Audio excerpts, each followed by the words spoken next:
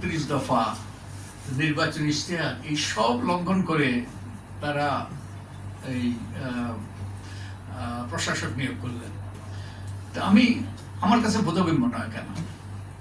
আমি এখানে বোধহয় বয়োজ্যেষ্ঠ, আমি বয়োজ্যেষ্ঠ হিসেবে আমার যেটা অভিজ্ঞতা, যে আমি যেটুকু দেখেছি, বুঝেছি, শুনেছি, জেনেছি, যে যারা যখন ক্ষমতায় থাকে তখন তারা এমন আইন প্রণয়ন করা দরকার, কিংবা এমন আইন ওই যে তারা সংশোধন করা দরকার, যে আইন তাদেরকে সুরক্ষা দেবে তারা যখন সরকারে থাকবে না।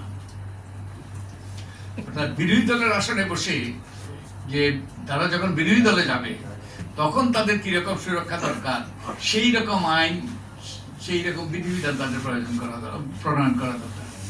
আমার তো মনে হয় তারা উল্টো পথে হাঁটছে।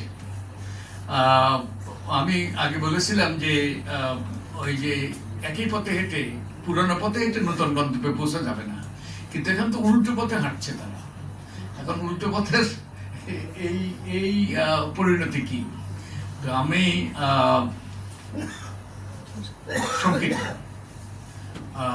অনেক নাগরিকের মতো আমারও আশঙ্কা যে আমরা উল্টো দিকে যাচ্ছি, এবং এর পরিণতি আমাদের নাগরিকদের জন্য ভালো হবে না, মঙ্গলকর হবে না, এবং একই সাথে যারা ক্ষমতাসীন আছে তাদের জন্য মঙ্গলকর হবে।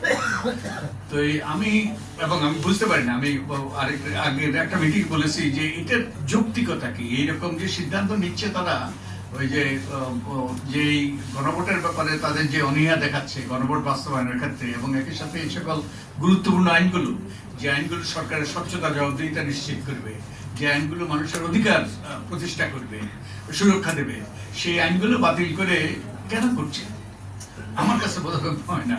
তো আমি অন্য একটা মিটিংয়ে বলেছিলাম, এটা কি আমার